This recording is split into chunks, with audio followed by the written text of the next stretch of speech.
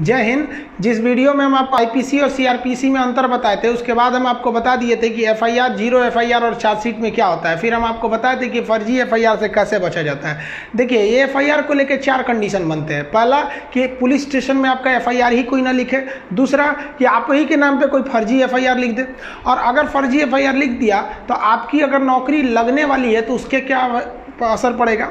और आप ऑलरेडी नौकरी कर रहे हैं किसी सरकारी नौकरी में और आपको इधर किसी केस में नाम डाल दिया तो उसमें क्या होगा। तो इन चारों कंडीशन को समझिए। सबसे पहले समझते हैं कि पुलिस एफआईआर नहीं लिखती है तो क्या होता है।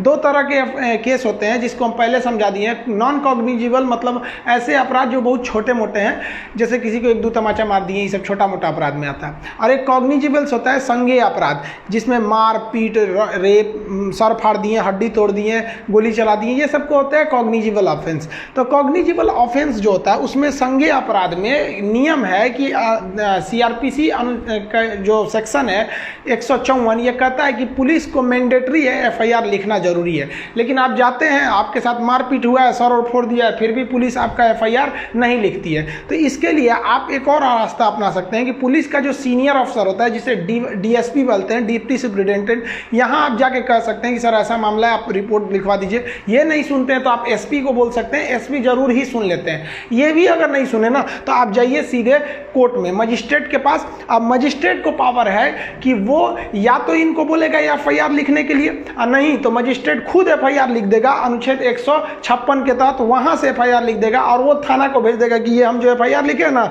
इसको तुम अपने डायरी में उतार के जांच करो।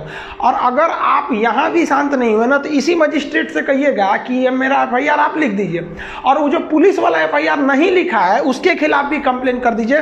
और उसके लिए सीआरपीसी की धारा 166A आता है। तो 166A के खिलाफ आप पुलिस में भी कंप्लेन कर सकते हैं। तो पुलिस वाले अगर ज़्यादा नहीं सुनते हैं ना, ये लोग थाना में बैठ के अपने आप को बहुत ज़्यादा होशियार समझने लगते हैं। तो आप कोई छोटा मोटा भी वकील लेके चले जाइएगा ना तो ये लोग शांत हो जाते हैं। नहीं तो आप आराम से कहिए, if you will not return my FIR then I will take legal action against you by honourable high court under the section 166A। वो समझ जाएगा कि भाई पहुंचा फकीर है, इसका लिख दो।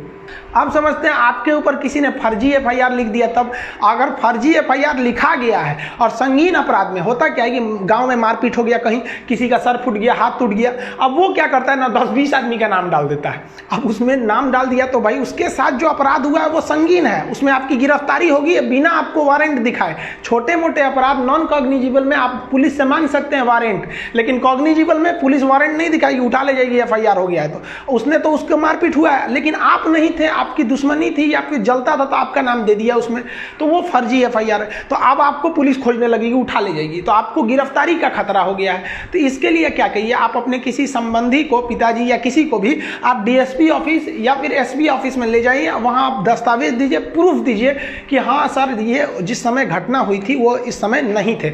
आप अगर नहीं इन्वॉल्व थे तो कोई ना कोई तो प्रूफ होगा ही आपके पास कि उस समय हम यहाँ थे। मान लीजिए आप किसी दोस्त के पास थे तो उस दोस्त को ले जाके आप अपने पिताजी के साथ या किसी दूसरे के साथ इन लोग के पास भेजिए। ये नहीं कि अपने चल जाए, साहब हम नहीं थे तो उठा के डाल देगा सभी, सब अपने में मिले रहते हैं सब। तो इन लोग को आप ले जाके कर सकते हैं। एसपी बहुत अच्छा से सुनते हैं, क्योंकि एसपी को खरीदना बहुत बड़ा, वो बहुत बड़े बड़े लोग का, फिर यहाँ मंत्री लोग का सोर्स चलता है एसपी के पास, नॉर्मल आदमी का नहीं चल पाता। तो ये आपकी बात को सुन सकते हैं। और इन लोग के पास, दोनों लोग के पास ऑर्डर होता है कि नो अरेस्टिंग का आदेश जारी कर सकते हैं, अभी इन्हें अरेस्ट नहीं किया जाए। लेकिन अगर मान लिया कि ये लोग भी अगर आपकी बात नहीं सुन रहे हैं, तब क्या कीजिएगा, तब आप चले जाइए एंटी सेपरेटरी बेल लेने के लिए। आप अगर गिरफ्तार नहीं हुए हैं तो आप वकील को करिए तुरंत अपने डिस्ट्रिक्ट कोर्ट में एंटी सेपरेटरी बेल, जिसे कहते हैं अग्रिम जमानत, ले लीजिए। हमारे ऊपर भी कई जना लोग ने फर्जी एफआईआर कर दिया, कोचिंग में पढ़ाते रहते तो उल्टा सीधा काम कर देता है सर। फर्जी एफआईआर लिख दिया, एफआईआर हो गया हमारे नाम पे, पुलिस आई गिरफ्तार करने के लिए, पुलिस कह रही है खान साहब हम आपको गिरफ्तार करेंगे। हम कहे मत करिए महाराज, हम लेके चल आते हैं एंटी सेपरेटरी। तो कहा ठीक है जाइए लेते ही। तो देखिए पुलिस को भी पता है कि कौन क्राइम किया है कौन नहीं किया, खुद पुलिस बोल रहे थे कि आप लेते हैं यहाँ पे। तो हम गए वहाँ पे, देखिए हमारे ही फोटो है, शायद यही कपड़ा भी पहने हैं क्या, नहीं दूसरा है, मिलता जुलता है। तो वहाँ पुलिस के वहाँ गए कोर्ट के पास, तो जज पता है, देखिए कानून अंधा होता है, जज अंधा नहीं होता है, सब समझता है। तो हमको एंटी सेपरेटरी बेल दे दिए। तो हम एंटी सेपरेटरी बेल लेके आ जाएंगे ना, अब पुलिस के सामने घूमते रहेंगे तो पुलिस गिरफ्तार नहीं कर सकती हमको। अब पुलिस केवल सबूत इकट्ठा करेगी या जज को दे देगी, वहाँ पर एंटी सेपरेटरी बेल आपके पास रहना चाहिए। लेकिन क्या होगा कि आप एंटी सेपरेटरी बेल भी नहीं लिए हैं, आप पुलिस, डीएसपी, एसपी भी आपकी बात नहीं सुने, आप कहीं घूम रहे हैं, आपको पुलिस पकड़ ले गई। अब तो डाल देगी जेल में। जब जेल में डाल देगी तो उसके लिए भी आपको बेल लेना पड़ेगा। आप उसके लिए भी बेल ले सकते हैं, उसे कहते हैं रेगुलर बेल। ये थोड़ा लंबा प्रोसेस होता है। एंटीसिपेटरी आसान होता है, तुरंत मिल जाता है कि भाई साहब हम नहीं किए हैं जज साहब, हमको थोड़ा समय दे दीजिए, हम आपको हम जब तक हम अपनी बेगुनाही का सबूत आपके पास लाएंगे। तो आपको जो है ना बेल आराम से मिल जाता है। लेकिन इसके बावजूद ना आप बेल मिल जाना मतलब ये कहाँ का नियम है कि आप निर्दोष है ना, मौत आपका अभी भी है, बस बेल का मतलब कि इसे गिरफ्तार मत कीजिएगा, कोर्ट आदेश दे देती है। अब आपको साबित करना पड़ेगा कि नहीं ये फर्जी एफआईआर है। तो इसके लिए दो रास्ते, आप दोनों के बीच में कॉम्प्रोमाइज कर लीजिए कि देख भाई हमको काहे लिए फंसा रहा है, उल्टा सीधा हम नहीं थे। कभी कभी अज्ञानता में भी लोग जब किसी को मार धाड़ कर दीजिएगा तो बहुत गुस्सा में रहता है, जो मिलेगा नोच लेगा, उसको नाम डाल देता है, बाद में उसे भी एहसास होता है कि नहीं ये व्यक्ति नहीं था। तो कॉम्प्रोमाइज कर लेते हैं लोग, तो यहीं पे खत्म हो जाता है। लेकिन कॉम्प्रोमाइज नहीं करेगा ना, तब आप जाइएगा, देखिए हम लिख दिए सीआरपीसी की धारा 482, इसके तहत आप हाई कोर्ट जाइएगा। देखिए भले ही हम सुप्रीम कोर्ट का फोटो लगा दिए, लेकिन हाई कोर्ट जाना पड़ता है 482 के तहत। और हाई कोर्ट में आप अपने लीगल दस्तावेज दीजिएगा कि देखिए सर ये हमको फर्जी एफआईआर में फंसाया है, हम उस वक्त नहीं थे। आप अगर नहीं रहेंगे, सच में आप कुछ नहीं किए, तो आपके पास पक्का प्रूफ होगा, आप दिखाइए, सीसीटीवी फुटेज दिखाइए या जो चीज दिखाइए, मोबाइल ट्रेस करके दिखाइए, आपका वकील बताएगा क्या क्या चीज चाहिए, आप उसको दिखाइए और हाईकोर्ट आपको देखेगा और तुरंत हाईकोर्ट कह देगा कि भाई ये एफआईआर फर्जी है। या फिर अगर हाईकोर्ट को लगेगा कि नहीं भाई ऐसा भी हो सकता है कि आदमी झूठ बोल रहा है, तो फिर पुलिस को कह देगा कि अभी इसके गिरफ्तार मत कीजिए, लेकिन आप ठोस सबूत बताइए कि यही किया था। समझ में आ गया? और अगर आप पे कोई फर्जी कर दिया है और कॉम्प्रोमाइज भी नहीं कर रहा है, तब तो आप कंफर्म जाइए सीआरपीसी की धारा 482 के तहत हाईकोर्ट में, और हाईकोर्ट बढ़िया से उन्हें खंगालेगा। इतना आप विश्वास रखिए कि अगर आपने किसी पर गंभीर रूप से नहीं मारा पीटा है तो वो कहीं ना कहीं वो पकड़ा जाएगा हाईकोर्ट में। हाईकोर्ट वाले बहुत पहुंच वाले होते हैं। और उसके बाद अगर वहां पकड़ाया, कॉम्प्रोमाइज नहीं किया, फर्जी के बाद भी ऐंठ रहा है, तब वहां आप करिए 500 सेक्शन 500 के तहत उस पर क्या कर दीजिए, मानहानि का दावा ठोक दीजिए। और 211 के तहत उसी पर मुकदमा ठोक दीजिए कि ससुरा हमको फंसाया, हमारा इज्जत खराब किया, समय बर्बाद किया, इसको भी ले जाइए। तो जब आपको कॉम्प्रोमाइज कर ले रहा है डिस्ट्रिक्ट लेवल तक ही, तब आराम से रखिए। हाई कोर्ट ले गया तो फिर उसको भी नहीं छोड़िए। इतना समझिए कि सत्य परेशान हो सकता है, पराजित नहीं हो सकता है, कुछ भी हो जाए। देखिए सुशांत सिंह मैटर का भी 2 महीना तक लेट हुआ, लेकिन अभी सीबीआई जांच लग गई है, वो भी कहीं ना कहीं निर्णय पे आ जाएगी। तो इस तरह से आप समझे कि पुलिस लेवल पर या फिर डिस्ट्रिक्ट लेवल पर या हाईकोर्ट लेवल पर किस तरह से अपने ऊपर किए गए फर्जी एफआईआर को आप निरस्त करा सकते हैं।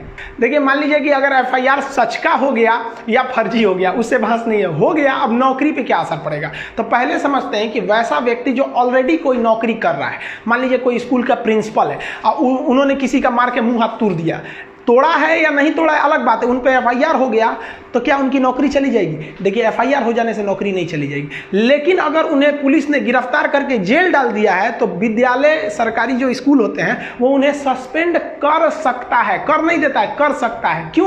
क्योंकि क्या होता है कि जब व्यक्ति पर मुकदमा चल रहा होता है और वो जेल में गया रहता है, तो क्या होता है कि अगर उस अपने पद पर रहा तो उस पद का वो दुरुपयोग कर सकता है। जैसे प्रिंसिपल है तो थाना में जाएगा तो लोग उसको बैठने के लिए देंगे, बैठे बैठे प्रिंसिपल साहब, पता चला कि उनका मुड़ी फोड़ के आया, उसको थाना में बैठाया जाएगा, तो सस्पेंड कर दिया जाता है। तो क्या कहेंगे, हम सस्पेंडेड प्रिंसिपल है, तो थाना वाला कहेगा खड़े रहता है, सस्पेंडेड प्रिंसिपल है यहाँ पे। तो आप अपने पद का दुरुपयोग ना करें, इसलिए यदि आपके ऊपर कोई खतरनाक एफआईआर है तो डिपार्टमेंट आपको, मतलब आप अपने पद का दुरुपयोग ना कर सके इसलिए सस्पेंड कर सकता है, जनरली करता नहीं है। लेकिन अगर आपको कोर्ट ने सजा सुना दिया ना, तब आपकी नौकरी खत्म, अभी भी खत्म नहीं होगी, फिर आपको सस्पेंड किया जाएगा। लेकिन आप मान लीजिए डिस्ट्रिक्ट कोर्ट ने आपको सजा सुनाया, जैसे आप हाई कोर्ट में अपील कर देंगे आपकी नौकरी बच जाएगी, सस्पेंड रहेंगे आप। समझ में गया? सस्पेंड से फिर हो सकता है कि आप जॉब में आ जाए। लेकिन अगर हाई कोर्ट ने भी फिर से आपको सजा सुना दिया, फाइनली कह दिया कि नहीं भाई, सुप्रीम कोर्ट ने भी सुना दिया, तब तो आपकी नौकरी चली जाएगी कॉग्निजिबल अपराध में, इस तरह के मुकदमे में। अदरवाइज में आपकी नौकरी नहीं जाएगी। आप अपील में रहेंगे तब तक नौकरी नहीं जाएगी। पता चला डिस्ट्रिक्ट कोर्ट ने आपको सजा सुनाया और इधर आप सस्पेंड हुए और आपने हाई कोर्ट में अपील नहीं किया कि भाई साहब हमने गलती नहीं किया था, तो आपको टर्मिनेट कर देगा। टर्मिनेट मतलब खत्म, सस्पेंड का मतलब होता है आधी सैलरी देना। जब आप जॉब में आते हैं ना, तो बाकी जो आधा काट काट के रखा था वो भी दे देता है आपको। वो कई इसके कुछ लंबे प्रोसेस होते हैं। अब बात करते हैं स्टूडेंट लोग के लिए कि स्टूडेंट के ऊपर एफआईआर हो गया तब उसका जॉब लगेगा कि नहीं। यहाँ स्टूडेंट का 2 चीज़ें होती हैं। मान लिया कि उसने फॉर्म भरा था, फॉर्म भरने के बाद एफआईआर हुआ है, एक ये कंडीशन। अब पता चला फॉर्म भरने से पहले ही एफआईआर हो गया, मुकदमा चल रहा है, तब कंडीशन। देखिए, अगर आप कोई चीज़ अगर आप फॉर्म नहीं भरे हैं और उसके फॉर्म भरने से पहले ही आप पर कोई मुकदमा है या कोई एफआईआर है, तो फॉर्म भरते वक्त ही आपसे पूछ लेता है कि आप पर कोई मुकदमा या एफआईआर नहीं ना है, तो उस पर क्लिक करके उसका आप डिटेल दे दीजिए, आपकी नौकरी पर कोई इफेक्ट नहीं पड़ेगा। अगर मान लिए कि आपने फॉर्म भर दिया है, आप तो एकदम टेंशन फ्री थे, अब एग्जाम के 10 दिन पहले या कुछ दिन पहले मार हो गया, उसमें आपका नाम आ गया, अब कहाँ से करिएगा, आप तो फॉर्म भर दिए, एडमिट कार्ड भी आ गया होगा। तब जब आपकी ज्वाइनिंग लगेगी ना, तो ज्वाइनिंग के समय आपको हलफनामा देना पड़ेगा। हलफनामा मतलब स्टैम्प पेपर पे लिख के देना पड़ेगा कि फला केस में हमें फर्जी फंसाया गया था, हम अपनी बेगुनाही का सबूत डिस्ट्रिक्ट कोर्ट में दे चुके हैं, यहाँ मुकदमा चल रहा है। आपकी जॉब हो जाएगी, कोई दिक्कत नहीं है, लेकिन वहाँ लिखवा लिया जाएगा कि अगर यहाँ से आप दोषी करार दिए गए ना, तो यहाँ से निकाल दिया जाएगा। तो अगर यहाँ से आप अपराध मुक्त हो गए तो आप नौकरी करते रहिएगा, और इसमें अगर सजा सुना दिया तो आप चल गए, नौकरी से खत्म कर दिया जाएगा आपको। तो आई होप आप ये सब चीज़ों को समझ गए होंगे। इसको लिखवाने वाला चीज़ जो अभी जस्ट इस 1 से 2 दिन के अंदर आपका ऐप लाएंगे, तो उसमें एप्लीकेशन में हम आपको इसका A to Z डिटेल से लिखवा देंगे कि पूरी CRPC, क्योंकि ये दरोगा के एग्जाम में खास करके यूपी दरोगा में ये सब पूछेगा आपका IPC और CRPC का क्या क्या चीज़ें होंगे। तो उसमें आपको एकदम A to Z PDF note test वगैरह के साथ आपको मिलेंगे नेक्स्ट वीडियो में। तब तक के लिए जय हिंद।